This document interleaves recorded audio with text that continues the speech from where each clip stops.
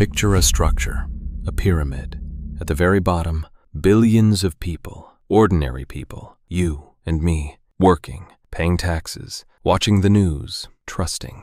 Above them, the faces, actors, singers, athletes, media personalities, the people designed to be known by name. They are visible, but they are not in control. Above them, politicians, world leaders, the ones who appear powerful. Appear is a careful word because power and the appearance of power are not the same thing. And above them, institutions, financial power centers, closed-door networks, names that echo through history, through every war, every reconstruction, every crisis, the same names, over and over for 200 years. And at the very top, a shadow, no name, no face, no address. Some call it the deep state. Some call it the hidden hand. But the real question isn't what to call it. The real question is, does it exist? Jeffrey Epstein put that answer on the table, in documents, in court records, in FBI files, permanently. Jeffrey Epstein called himself a financier, a mysterious billionaire. Nobody could quite explain where his money came from. What they could explain was where his connections went, all the way up, every level of that pyramid. 2005, Palm Beach, Florida. A parent calls the police. Their 14-year-old stepdaughter had been to Jeffrey Epstein's home. Palm Beach police open an investigation. What they find stops them cold. 36 girls, ages 14 to 17, all with similar accounts, all documented, all sworn, all on record. 2008.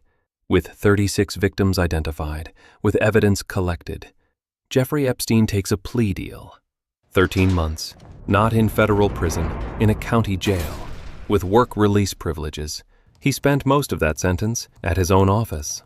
A federal prosecutor later described this deal, on the record, as extraordinarily lenient. That prosecutor was Alex Acosta, who later became United States Secretary of Labor. The question isn't whether the deal happened. It's documented. The question is, who decided that 36 victims were worth 13 months? Little St. James, United States Virgin Islands. A private island, 72 acres, open ocean on all sides. No roads, no way to walk away, no way to drive away. Accessible only by helicopter or boat. The U.S. Virgin Islands government's federal lawsuit documented that girls were brought to this island, as young as 12 years old. One victim's statement is in the court record. She described being on the island, in distress, in fear. She tried to escape by swimming off a private island into open ocean. Because that felt safer than staying. Locals gave the island a name. They called it Pedophile Island. Not journalists, not activists. The people who lived nearby for years. Epstein also had a private plane. The press gave it a name, the Lolita Express. Flight logs were released during court proceedings. Those logs show politicians, billionaires, celebrities on the same aircraft, heading to the same destinations, over and over for years. August 10th, 2019, Jeffrey Epstein, in federal custody, awaiting trial, was found dead in his cell. Cause of death, ruled suicide by hanging. The cameras outside his cell malfunctioned that night. The guards assigned to check on him were asleep. His cellmate had been transferred out the day before.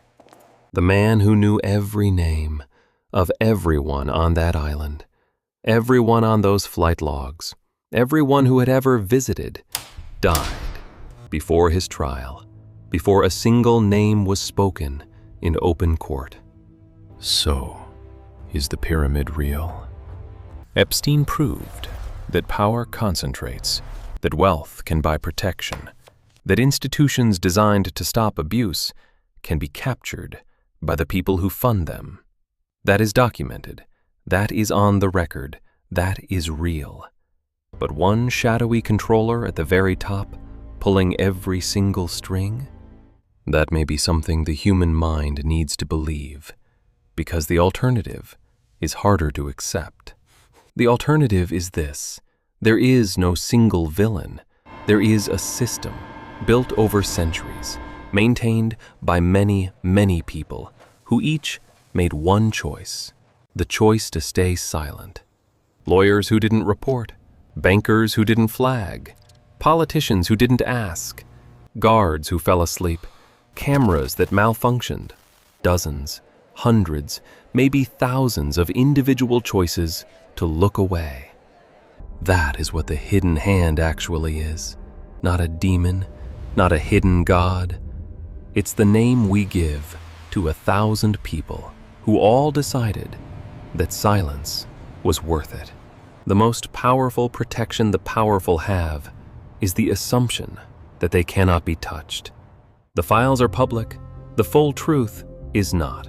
We will be here when it is.